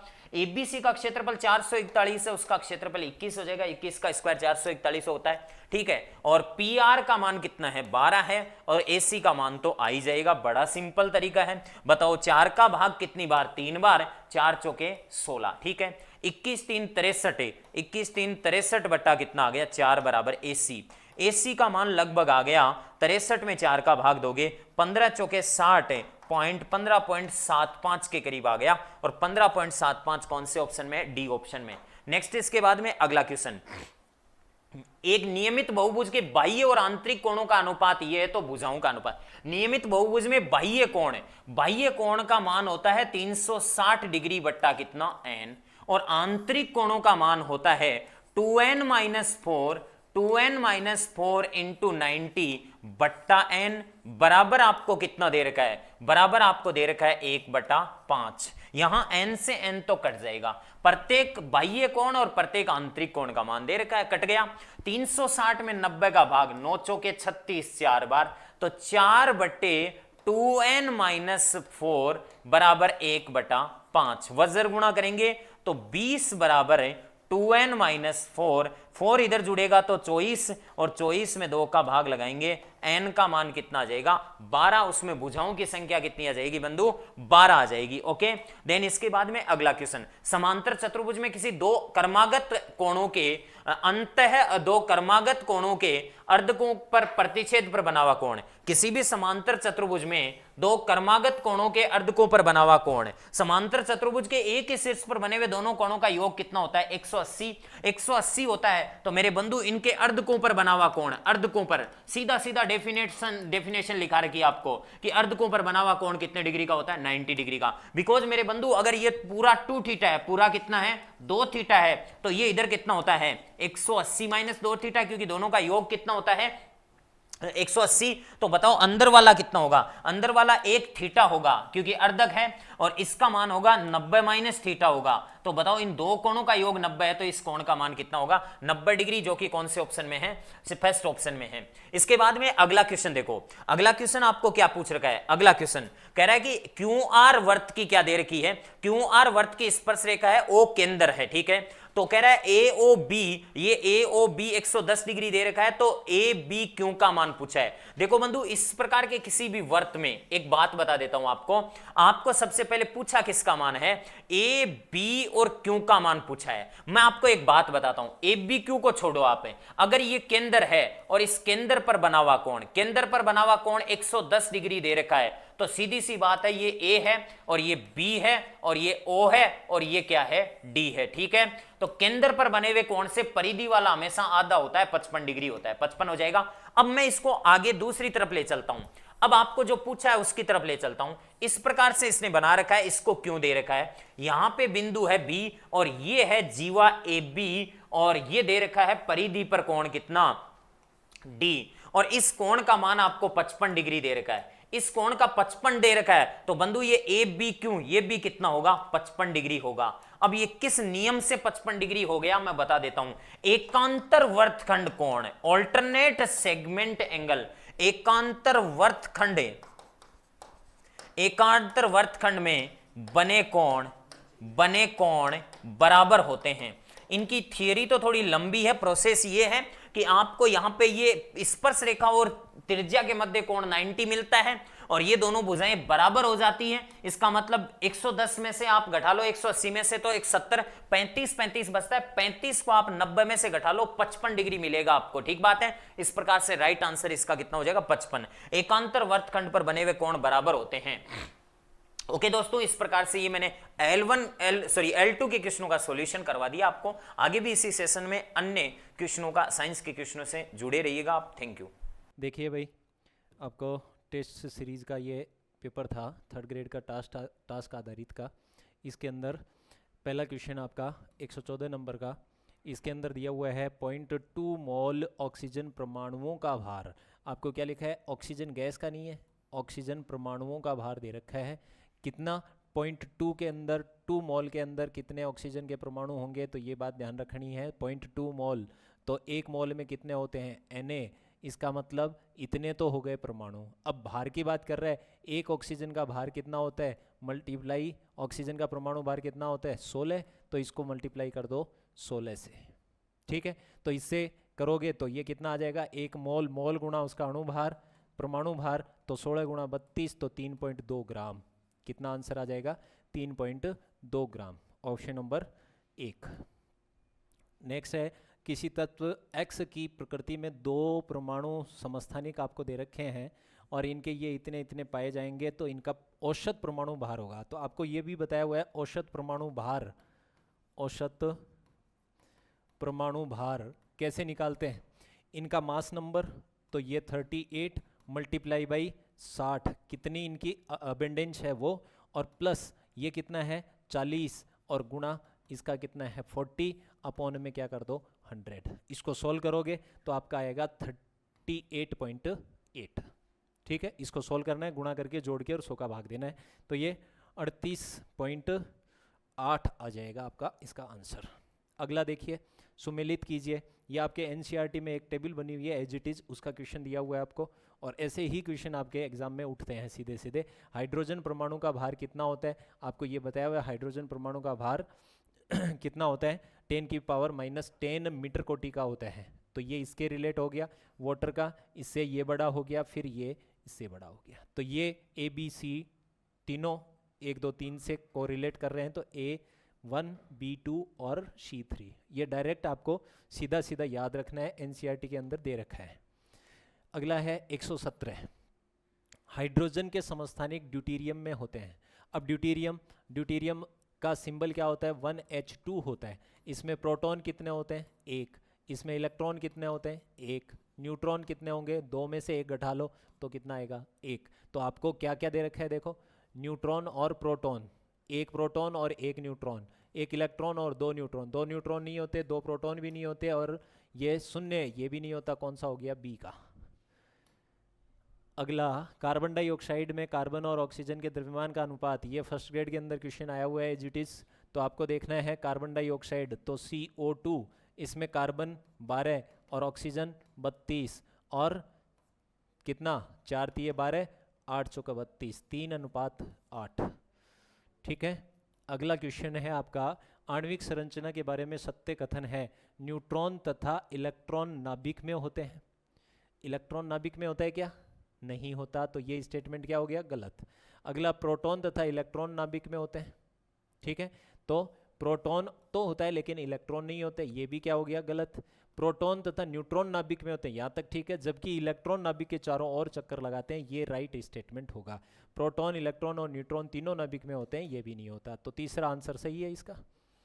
अगला, एक परमाणु के लिए निम्नलिखित में से कौन सा कथन सत्य नहीं है? इस बात को ध्यान रखना है। एटम के लिए सत्य नहीं है, क्या सही नहीं है? तो देखो, परमाणु स्वतंत्र अस्तित्व में नहीं रह सकते, तो आपको ये पता है स्वतंत्र अस्तित्व में मोनो एटॉमिक किसके अंदर होंगे? तो आपको अक्रिय गैसों के mono atomic molecules mono atomic के रूप में पाए जाते हैं, नोबल गैसेज के। तो यही पॉइंट, नहीं रहते, रह भी सकते हैं और नहीं भी रहते, दोनों बातें हैं इसके अंदर, तो यही सही नहीं है। मूल इकाइयां हैं और अणुओं और आयनों का निर्माण करते हैं, यही मिलकर के अणु और आयन बनाएंगे। सदैव उदासीन प्रकृति के होते हैं। परमाणु बड़ी संख्या में परस्पर जुड़कर पदार्थ का निर्माण करते हैं, जिससे हम देख सकते हैं और अनुभव करते हैं, तो बिल्कुल यही सही नहीं है, बाकी तीनों पॉइंट इसके राइट है। अगला पॉइंट आता है, निम्न में से सत्य कथन को छांटिए, कौन सा स्टेटमेंट सही है? यौगिक में अवयवी घटकों का गुण विद्यमान होता है। अवयवी घटकों का विद्यमान नहीं होता, किसमें? यौगिक में नहीं होता। मिश्रण में अवयवी घटकों का गुण विद्यमान होता है, इनके टेस्ट अपन कर सकते हैं। यौगिक में नई स्पीशीज का निर्माण नहीं होता, और इसके अंदर अवयवी घटकों का यांत्रिक विधियों से पृथक किया जा सकता है, तो इसको भी नहीं कर सकते, ये भी नहीं है, तो कौन सा स्टेटमेंट? दूसरा स्टेटमेंट राइट हो गया। अगला, एक कॉपर को वायु में खुला रखा जाता है, तो यह है अपनी चमकीली भूरी सतह को खो देता है तथा हरे रंग की परत प्राप्त करता है, किसके निर्माण के कारण? तो सीधा लिखाया हुआ है कैल्शियम, ये कॉपर कार्बोनेट के लिए, जो हरा हरा कलर होता है जिसको जंग बोलते हैं, कॉपर कार्बोनेट बनता है उसके अंदर। अगला पॉइंट आता है पॉइंट 1, 123 नंबर क्वेश्चन है, 0.1 मोल नाइट्रोजन गैस का आयतन होगा, तो आपको 1 मोल गैस का आयतन 22.4 लीटर बताया हुआ है। कितना? 22.4 लीटर। तो 1 मोल का ये है, तो 0.1 मोल का, तो 0.1 से और मल्टीप्लाई कर लो, तो 2.24 लीटर आ जाएगा। कितना आ जाएगा? 2.24 लीटर। अगला क्वेश्चन है 124 नंबर, 14 ग्राम नाइट्रोजन गैस में नाइट्रोजन अणुओं की संख्या 14 ग्राम, तो इसका पहले क्या निकालना पड़ेगा? मोल, तो 14 का 28 का भाग दे दो। नाइट्रोजन गैस की बात कर रहे हैं ना, तो N2 गैस होगी ना, 14 और 14 कितना हो गया? 28, तो 14/28, तो 1/2 मोल आ गए। 1/2 मोल की बात करो तो नाइट्रोजन अणु कितना है? 1 N2, 1 है तो Na के बराबर, तो ये कितना आ जाएगा? 1/2 Na, इसका मतलब 0.5 Na आ जाएगा, सी आंसर हो जाएगा इसका। अगला, निम्नलिखित में से किसमें परमाणुओं की संख्या अधिकतम है? मैक्सिमम एटम्स किसमें ज्यादा हैं? तो देखो, आप 18 ग्राम की बात कर रहे हैं, तो ये कितने मोल आ गया? 1 मोल। इसके अंदर 18 की बात कर रहे हैं, तो इसमें 44 का भाग दे दो, 44 होता है इसका मास, ये इसका मास। इसका ऑक्सीजन का 32 होता है, और इसका कितना होता है? 18, तो 12 और 4 16, इसका 16 हो गया। इसका 1 पॉइंट कुछ आएगा, 1 से ज़्यादा, इसका 1, और इसके अंदर 1 से कम, और ये भी 1 से कम। किस में परमाणुओं की संख्या सबसे ज़्यादा है? तो गुणा करोगे, 1 से ज़्यादा है इसमें, और गुणा 4 और 5 परमाणु है, इसका मतलब सबसे ज़्यादा किस में होंगे? डी में होंगे। इसमें 1 मोल है, इसमें 3 परमाणु है, देखो 2 हाइड्रोजन के और 1 ऑक्सीजन के, तो ये 3Na आएंगे। और इधर आप बात करोगे तो ये 1 से ज़्यादा है और 5 है 1 के अंदर, तो इसका मतलब यही ज़्यादा होगा, तो ये आंसर आपका 4th हो जाएगा। ठीक है, ये थे केमिस्ट्री के क्वेश्चन। इसके बाद आपका फिजिक्स। हेलो डियर स्टूडेंट, सभी को नमस्कार। प्रयास के ऑनलाइन प्लेटफॉर्म पर आप सभी का हार्दिक स्वागत है। आज हम जो लेवल टू का जो पेपर है साइंस मैथ का, उसमें फिजिक्स के पार्ट के सॉल्यूशन करने जा रहे हैं, वो आपके लिए उपयोगी सिद्ध होंगे। देखो 126 क्वेश्चन से स्टार्ट होते हैं। पहला प्रश्न है, एक 5 kg की वस्तु पर 2 परस्पर लंबवत संगामी बल F1 4 न्यूटन, F2 3 न्यूटन कार्यरत हैं। तो क्या पूछा है? त्वरण पूछा है। क्या पूछा है? त्वरण। देखो आपकी ये वस्तु है, इसका वजन दे रखा है 5 kg, वजन कितना दे रखा है 5 kg, और इस पर 2 न्यूटन 2 बल कार्यरत हैं जो लंबवत हैं, जो क्या है आप लंबवत हैं। आपको त्वरण पूछा है तो आपको सबसे पहले एफ नेट, एफ परिणामी बल ज्ञात करना पड़ेगा। क्या होता है, वर्गमूल F1 का स्क्वायर प्लस F2 का square 2 F1 F2 cos of theta. अब देखो थीटा कितना है, लंबवत है दोनों तो 90 डिग्री, तो कोस 90 डिग्री कितना होता है 0, तो ये टर्म आपकी क्या हो गई 0 हो गई, ये टर्म क्या हो गई 0 हो गई। तो क्या बचा आपका एफ नेट, क्या बचा F1 का स्क्वायर F2 का स्क्वायर का वर्गमूल। F1 कितना है आपका 4, 4 का स्क्वायर प्लस बाद में 3 है 3 का स्क्वायर, करोगे 16 प्लस 9, आगे करोगे 25, 25 का कितना आ गया 5, कितना आ गया 5 न्यूटन। F बराबर कितना आ गया आपका 5, सॉरी कितना आया 5 न्यूटन, 5 न्यूटन। कैसे लिखते हैं, एम ए बराबर 5, एम कितना दे रखा है 5 दे रखा है बराबर 5, और आप निकालोगे इससे ए बराबर 5/5 कितना आ जाएगा 1 मीटर प्रति सेकंड का स्क्वायर, 1 मीटर प्रति सेकंड का स्क्वायर। आपका ऑप्शन कौन सा है, सी नंबर ऑप्शन इसका राइट आंसर है। अगला प्रश्न देखो, अगला है असमान द्रव्यमान वाली 2 वस्तुओं पर समान बल समान समय के लिए आरोपित किया जाता है।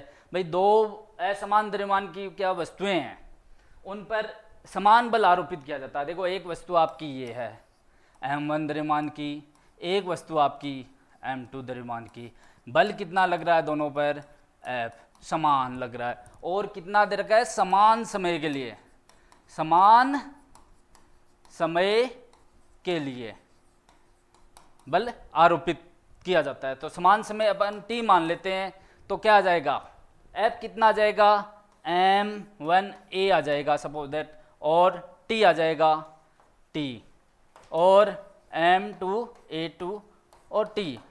क्या निकल कर आया इससे, इसे निकल कर आया कि इसके संवेग क्या आ जाएगा, ये क्या है आवेग, ये क्या है आवेग, आवेग में परिवर्तन, आवेग में परिवर्तन जो किसके बराबर है, उसके संवेग में परिवर्तन, संवेग के बराबर, संवेग के बराबर। तो आपका ऑप्शन देखो दोनों अलग है, वेग समान होगा नहीं होगा, त्वरण, त्वरण भी समान नहीं होगा, देख लेना a1 a2 अलग अलग है, दोनों वस्तु का संवेग समान। देखो आवेग है, वो आवेग में परिवर्तन किसके बराबर है, संवेग में, संवेग के बराबर। आपका ऑप्शन सी इसका राइट आंसर है। अगला देखो, जब किसी वस्तु को पृथ्वी से चांद पर ले जाया जाए, चांद पर ले जाता है तो द्रव्यमान बदल जाता है परंतु भार उतना ही रहता है। देखो पृथ्वी है, पृथ्वी से कहाँ ले गए उसको, चंद्रमा की सतह पर, चंद्रमा की सतह पर, पृथ्वी पर g, यहाँ पे g की अपन पढ़ते g/6 है, g/6 है, लेकिन देखो द्रव्यमान अगर m है तो द्रव्यमान m ही रहेगा, भार w लिखते हैं यहाँ पे m g के बराबर, तो यहाँ पे आपका w' कितना आ जाएगा mg/6, ये आ जाएगा भार। क्या क्या चेंज हो रहा है, उसका भार चेंज हो रहा है, न कि द्रव्यमान। देखना द्रव्यमान बदल जाता है, द्रव्यमान नहीं बदलता भाई, भार बदलता है लेकिन द्रव्यमान उतना ही रहता है। ऑप्शन आपका ये राइट आंसर है। द्रव्यमान भार दोनों बदल जाते हैं, ये भी गलत है, दोनों एक समान रहते हैं, ये भी गलत है, तो ऑप्शन आपका बी इसका राइट आंसर है। अगला देखो, m1 व m2 द्रव्यमानों को समान ऊंचाई से छोड़े जाने पर उनके द्वारा पृथ्वी तक पहुंचने में लगा समय t1 व t2 है, वो तो हमें क्या संबंध ज्ञात करना है t1 t2। देखो अगर पिंड को छोड़ा जाता है h ऊंचाई से, h ऊंचाई से पृथ्वी की सतह की h ऊंचाई से पिंड को छोड़ा जाता है, तो क्या है हमें h कैसे लिखते हैं 1/2 gt² से लिखते हैं, 1/2 GT²। पहले पिंड को छोड़ा तो H उसके लिए आया 1/2 GT1 का स्क्वायर। दूसरे के लिए भी H समान है 1/2 GT2²। उसको T2 समय लग रहा है, पहले को T1 लग रहा है।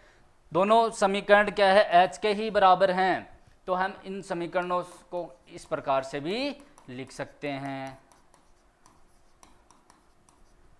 1/2 G से 1/2 G कट गया, क्या बचा T1 का स्क्वायर बराबर T2 का स्क्वायर होल स्क्वायर, दोनों हैं बराबर, दोनों साइड हैं, तो आ जाएगा T1 बराबर T2। ऑप्शन देखो आपका कौन सा है, ऑप्शन सी इसका राइट आंसर है, ऑप्शन सी इसका राइट आंसर है। अगला प्रश्न देखो, 19.6 मीटर ऊंची एक मीनार की चोटी से एक पत्थर को छोड़ा जाता है। पृथ्वी पर पहुंचने से पहले उसका अंतिम वेग क्या होगा।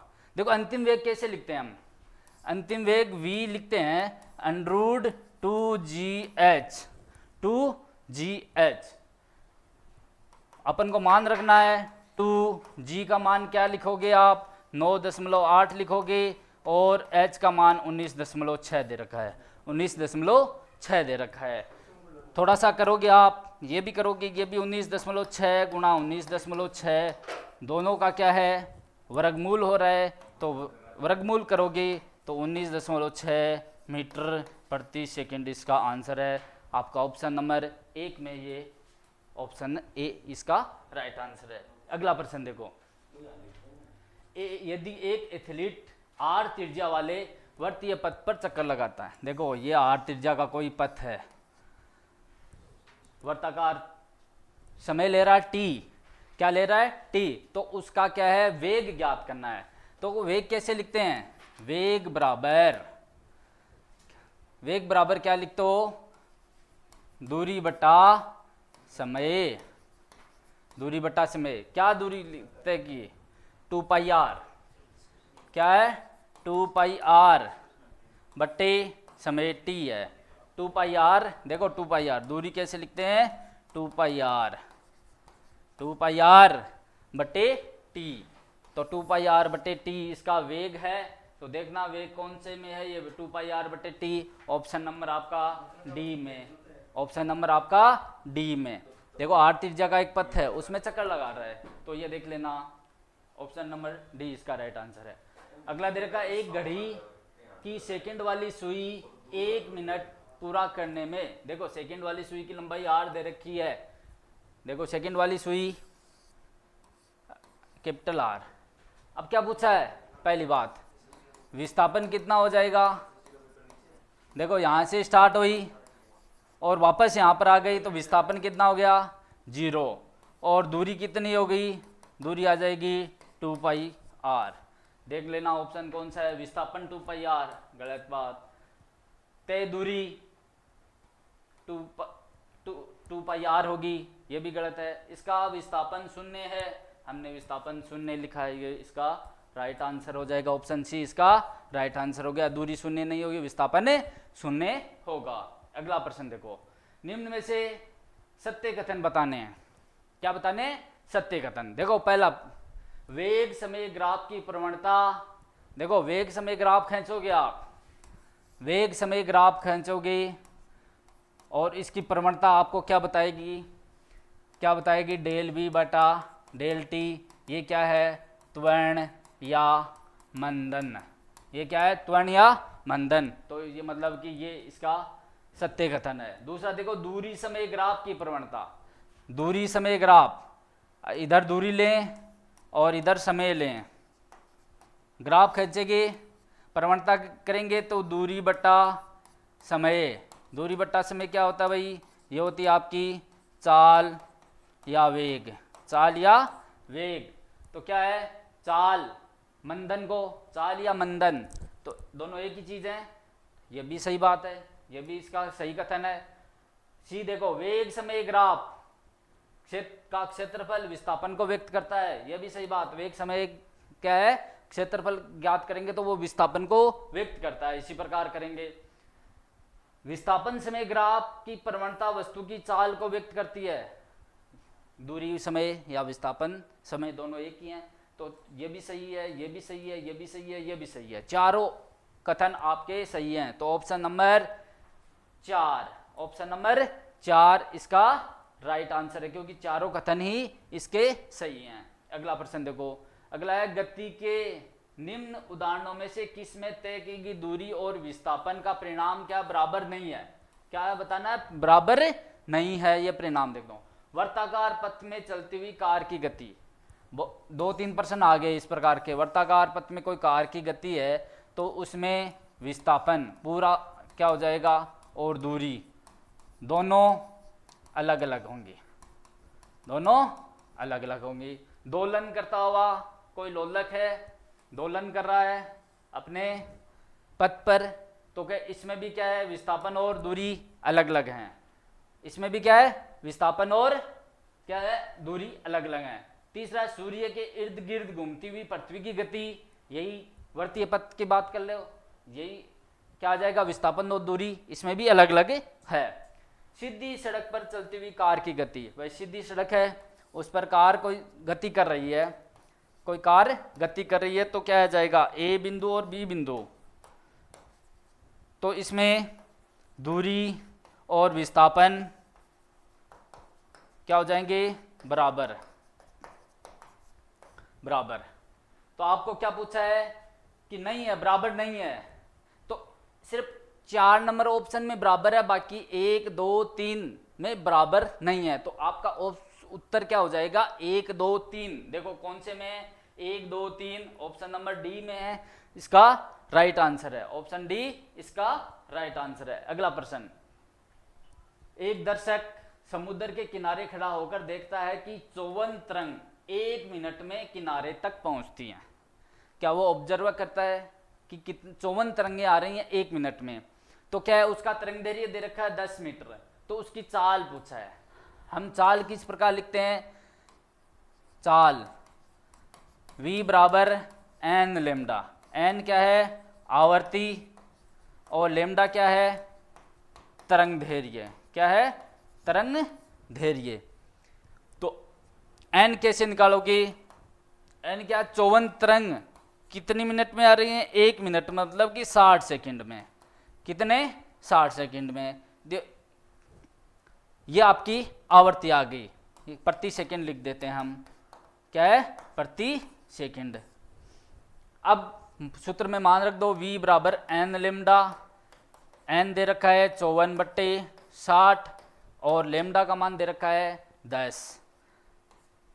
करोगे 9 मीटर प्रति सेकंड, 9 मीटर प्रति सेकंड। ऑप्शन नंबर बी इसका राइट आंसर। ऑप्शन बी इसका राइट आंसर। अगला प्रश्न देखो, ध्वनि तरंगे दे रखा है निर्वात में चल सकती है, नहीं, निर्वात में ध्वनि तरंगों का वेग 0 होता है। केवल ठोस माध्यम में चल सकती है, केवल गैस में। देखो ठोस और गैस दोनों में गति कर सकती है, तो ऑप्शन डी देखो इसका, ठोस गैस दोनों माध्यम में ये गतिमान होती है, चल सकती है। तो ध्वनि तरंगे ठोस और गैस दोनों माध्यम में चल सकती है। ऑप्शन डी इसका राइट आंसर है। अगला देखो, किसी ध्वनि तरंग की आवृत्ति दे रखी है 2 किलोहर्ट्ज और उसकी तरंग दैर्घ्य दे रखी है 35 सेंटीमीटर। यह 1.5 किलोमीटर दूरी चलने में कितना समय लेगी? कितना समय लेगी? सबसे पहले हम उसका क्या करेंगे? वेग ज्ञात करेंगे। वेग v बराबर क्या है? n lambda. n दे रखा है, कितना दे रखा है? 2 किलो हर्ट्ज या 2 गुणा 10⁻³ हर्ट्ज, और लेमडा दे रखा है इसका 35 सेंटीमीटर। इसको लिख सकते हैं 35 गुणा 10⁻⁻² मीटर। एम केस में लेंगे तो v बराबर n लेमडा, सूत्र लगाओगे आप, n का मान दे रखा है 2 गुणा 10⁻³ और ये दे रखा है 35 गुणा 10⁻⁻²। करोगे तो आ जाएगा आप 700 मीटर प्रति सेकंड आ जाएगा, 700 मीटर प्रति सेकंड। अब देखो हमें क्या ज्ञात करना है? समय ज्ञात करना है। समय बराबर क्या होता है? दूरी बटा चाल या वेग, चाल या वेग। तो दूरी कितना है? 1.5 किलोमीटर, मतलब कि 1500 मीटर बट्टे 700, वेग दे रखा है, निकालोगे तो आ जाएगा 2.14 सेकेंड, 2.14 सेकेंड। आपका ऑप्शन नंबर ए इसका राइट आंसर है, ऑप्शन ए इसका राइट आंसर है। अगला देखो, इसमें हो गए, ठीक है, 137 तक थे। धन्यवाद सभी को। नमस्कार दोस्तों। तो आज आपका जो साइंस का रिवीजन टेस्ट हुआ है ग्रेड 3 का, उसके जो बायोलॉजी के क्वेश्चंस हैं उनका मैं आपको विस्तृत सॉल्यूशन प्रोवाइड करवाता हूं। एग्ज़ाम नज़दीक आती जा रही है, बोर्ड ने कहा है कि उसी डेट पर अपन एग्ज़ाम करवाएंगे, तो इसलिए अपनी तैयारी को थोड़ा सा फास्टली रखें। तो अपन जो बायो के क्वेश्चंस हैं उनका अपन समाधान करते हैं। पहला क्वेश्चन है कि जीव द्रव्य। तो पहली बात तो आपको पता होना चाहिए जीव द्रव्य क्या होता है। तो जीव द्रव्य कोशिका के जो आवरण होता है उसको हटा दें तो बता हुआ जो पदार्थ है वो सारा जीव द्रव्य। इसके अंदर शामिल होता है केंद्रक शामिल होता है, सारे कोशिकांग शामिल हैं, कोशिका द्रव्य शामिल है। जीव द्रव्य में सर्वाधिक पाए जाने वाला पदार्थ कौन है? तो आपको पता है कोशिका में सबसे ज्यादा पाया जाने वाला पदार्थ कौन सा है? पानी है। हाँ, पानी अगर ऑप्शन में नहीं होता तो फिर अपन किसको चूज करते? प्रोटीन को चूज करते, लेकिन अभी तो पानी ऑप्शन में है, इसलिए डी ऑप्शन जो है वो आपका राइट आंसर है। तो जीव द्रव्य में सर्वाधिक पाया जाने वाला पदार्थ है पानी। नेक्स्ट है कोशिका कला। तो कोशिका कला, कोशिका झिल्ली, प्लाज्मा झिल्ली, ये सब का मतलब एक ही है।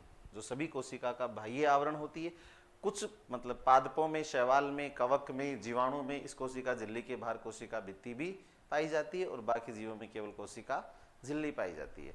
तो ये जो कोशिका झिल्ली होती है व्रणात्मक पारगम्य होती है, चयनात्मक पारगम्य होती है। क्यों होती है उसका कारण समझना। तो आपको पता है कुछ पदार्थों को आर पार जाने देती है और खुद के द्वारा चयन किए गए कुछ पदार्थों को आर पार नहीं जाने देती है, इसलिए वर्णात्मक पारगम्य होती है। यह वर्णित जैव अणुओं से बनी होती है, इसका इस बात से कोई संबंध नहीं है। यह उच्चतर सांद्रता वाले क्षेत्र से निम्नतर सांद्रता वाले क्षेत्र की ओर कुछ पदार्थों का अभिगमन नहीं होने देती है, ये भी गलत है। जैव अणुओं का संचलन केवल विशिष्ट सांद्रता पर होता है, ये भी गलत है। ये कुछ अणुओं के अंदर या बाहर जाने की ओर संचलन को कोशिका में होने देती है, हाँ कुछ को होने देती है, जबकि अन्य पदार्थों के संचलन को रोक लेती है। डी ऑप्शन जो है वो आपका सही उत्तर है। अगला जो क्वेश्चन है वो है स्तनधारियों की कोशिका के निम्नलिखित में से किस अंग में जल अपघटनी एंजाइम प्रचुर मात्रा में पाए जाते हैं? तो आपको पता है जल अपघटनी एंजाइम सबसे ज्यादा लाइसोसोम में पाए जाते हैं, जो सेल के अंदर बनने वाले अपशिष्ट पदार्थों को नष्ट करते हैं। हाइड्रोलिटिक एंजाइम होते हैं ये। आपको पता है कि माइटोकॉन्ड्रिया को पाचन की थैली भी कहते हैं, क्योंकि इसके अंदर डाइजेशन होता है, इन सेलुलर डाइजेशन होता है, अंतःकोशिकीय पाचन होता है। और वो अंतःकोशिकीय पाचन इसमें इसीलिए संभव है क्योंकि इसमें कौन से एंजाइम होते हैं? जल अपघटनी एंजाइम होते हैं। बाकी कोशिकांगों के बारे में आप जानते हैं, श्वसन का केंद्र होता है, प्रोटीन संश्लेषण का केंद्र होता है, और ये तो सबका मैनेजर है ही, सारे कामों को रेगुलाइज करता है। अगला क्वेश्चन, कौन सा कोशिकांग राइबोसोमल आरएनए, राइबोसोमल मतलब आरआरएनए, तो आरआरएनए और प्रोटीन से बना होता है? कौन? तो आपको पता ही है इन दोनों से बना होता है राइबोसोम, जो कि कोशिका का सबसे छोटा कोशिकांग होता है। और ये जो आरआरएनए और जो प्रोटीन है, इनमें से ये जो आरआरएनए है इसका निर्माण होता है सेल के अंदर जो केंद्रिका होती है, उस केंद्रिका के अंदर, न्यूक्लियस के अंदर। अगला जो क्वेश्चन अपना वो है ग्लूकोज के एक अणु के श्वसन से, यानी रेस्पिरेशन का मतलब उसके टूटने से कितने एटीपी ऊर्जा बनती है? तो 38 एटीपी ऊर्जा बनती है। एक ग्लूकोज से 38 एटीपी ऊर्जा बनती है, जिसमें से 10 एटीपी ऊर्जा तो ग्लाइकोलाइसिस चक्कर में बनती है, 6 एटीपी ऊर्जा जो है वो लिंक अभिक्रिया में बनती है, और जो 24 एटीपी जो होती है वो क्रेब्स चक्र में बनती है, जिसमें से जो 10 एटीपी ग्लाइकोलाइसिस होती है उसमें 2 एटीपी ऊर्जा खर्च हो जाती है, यानी कि मतलब जो 2 एटीपी ऊर्जा है वो उस रिएक्शन को करवाने में खर्च हो जाती है। तो टोटल एटीपी का जो लाभ होता है वो 38 एटीपी का होता है। आपको पता होना चाहिए एक एटीपी में कितने कैलोरी होते हैं, ये आपको कमेंट में बताना है। How many calories are in 1 ATP. अगला जो क्वेश्चन है कौन सा मोनोसेक्राइड का एक उदाहरण है? तो फ्रक्टोस आपको पता है मोनोसेक्राइड है। बहुत सारे मोनोसेक्राइड होते हैं, triose, tetrose, pentose, hexose. Hexose के 3 एग्जांपल हैं, ग्लूकोज, फ्रक्टोज, गैलेक्टोज, जो सबसे ज्यादा पूछे जाते हैं। तो फ्रक्टोस जो कि शहद में पाया जाता है, फलों में पाया जाता है, फ्रूट शुगर कहते हैं। सुक्रोज जो है वो डाइसेक्राइड है, ठीक है। और आपको पता है स्टार्च जो है वो पॉलीसेकेराइड है, प्लांट में जो फूड स्टोरेज होता है वो स्टार्च की फॉर्म में होता है। ग्लूकोज जो है ये भी मोनोसेकेराइड है, तो दो मोनोसेकेराइड है, 1 और 3। 1 और 3 कौन से ऑप्शन में है? 1 और 3 कौन से ऑप्शन में है? इसमें ऑप्शन में नहीं दे रखा, इसका राइट, सॉरी ये 4 है, 3 नहीं है, ठीक है। तो 1 और 4 जो है वो ए ऑप्शन में है, 1 और 4 जो है वो फर्स्ट ऑप्शन में है। प्रत्यास्थ यानी जिसमें अपनी आकृति को बदलने की क्षमता होती है, वापस मूल अवस्था में लौटने की क्षमता होती है। तो प्रत्यास्थ उत्तक यानी जो थोड़े बहुत फैल सकते हैं और वापस मूल अवस्था में आ सकते हैं, ठीक है। ऐसे प्रत्यास्थ उत्तक जो हड्डियों को जोड़ते हैं, तो आपको बताया था प्रत्यास्थ उत्तक 3 प्रकार के हैं। एक तो बोन को बोन से ज्वाइंट करने वाले, और बोन को बोन से ज्वाइंट करने वाले जो प्रत्यास्थ उत्तक होते हैं उन्हें क्या कहते हैं? लिगामेंट कहा जाता है, या हिंदी में क्या कहते हैं? स्नायु कहते हैं।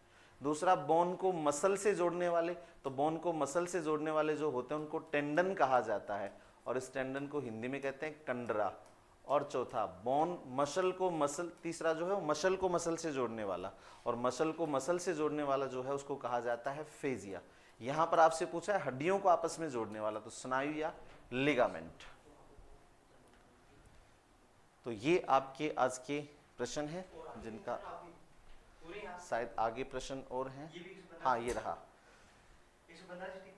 145 में है पर्यवेक्षित विधि जिसमें मेज के चारों ओर बैठे छात्र अध्यापक के नियंत्रित एवं निर्देशित वातावरण में स्वयं अध्याय करते हैं। तो आपको पता होना चाहिए कि पर्यवेक्षित एक विधि, एक शिक्षण विधि है जिसमें मेज के चारों ओर बैठे छात्र अध्यापक के नियंत्रित एवं निर्देशित वातावरण में स्वयं अध्याय करते हैं। मतलब वही विधि है जिसमें एक टेबल के चारों ओर बच्चों को बैठा रखा है और अध्यापक पढ़ा रहा है, तो वहां उस विधि को कहा जाता है बाइंडिंग एंड बाइंडिंग विधि। निम्नलिखित में से कौन सा कथन एक सही है? कौन सा कथन जो है वो सही है? तो आपको 4 ऑप्शन दिए गए हैं, इन चारों ऑप्शन के कथन कौन सा सही है? पहला ऑप्शन है जाइलम वाहिनियां वाहिकाओं, जाइलम मृदुतक और जाइलम तंतुओं से बना होता है। तो आपको पता है कि जाइलम जो है उसमें वाहिनियां होती हैं, बिल्कुल सही बात है। ट्रेकेट्स होती हैं, वेसल्स होती हैं, वाहिकाएं होती हैं। जाइलम मृदुतक, ये तो मृदुतक जो है वो सभी जगह पाया जाता है, और जाइलम तंतु होते हैं, ये भी सही है। तो पहला ऑप्शन ही सही है। और आपसे सही कथन पूछा था पादपों में नम्यता, तो नम्यता जो होती है वो पैरेनकाइमा या कोलेनकाइमा की, मतलब जो मृदुतक उत्तक होता है उसकी वजह से होती है, दृढ़ उत्तक की वजह से नहीं होती। मृदुतक में अंतराकोशिकीय स्थान पाया जाता है, इसीलिए तो मृदुतक होता है, तो ये भी गलत हो गया। अंतराकोशिकीय स्थान नहीं की वजह से गलत हो गया।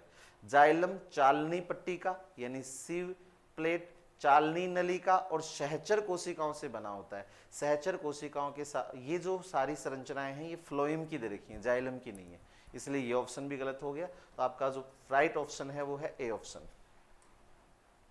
श्वसन प्रक्रिया की विधि में कौन सी गैस की सांद्रता प्रश्वसनित यानी खींची गई सांस और छोड़ी गई सांस में अपरिवर्तित रहती है? तो आपको पता है नाइट्रोजन की मात्रा अपरिवर्तित रहती है, तो ए ऑप्शन सही है। CO2 की मात्रा में कमी होती है और ऑक्सीजन की मात्रा में, CO2 की मात्रा में वृद्धि होती है श्वसन प्रक्रिया के दौरान, और ऑक्सीजन की मात्रा में कमी होती है, और नाइट्रोजन की मात्रा जो है वो अनचेंज रहती है, इसमें कोई परिवर्तन नहीं होता है। हमारे तंत्र में अधिकतम ATP अणुओं का उत्पन्न करने वाला पद कौन सा है? तो श्वसन की अभिक्रिया में कौन से में सबसे ज्यादा ATP बनती है? तो हमें पता है कि ग्लूकोज का अपघटन होता है, तो पूरी श्वसन की अभिक्रिया ग्लूकोज का अपघटन है। अब ग्लूकोज का अपघटन जो होता है वो ग्लाइकोलाइसिस चक्कर में होता है। कहाँ होता है अभी? ग्लाइकोलाइसिस चक्कर में। ग्लाइकोलाइसिस चक्कर में 10 ATP बनती है।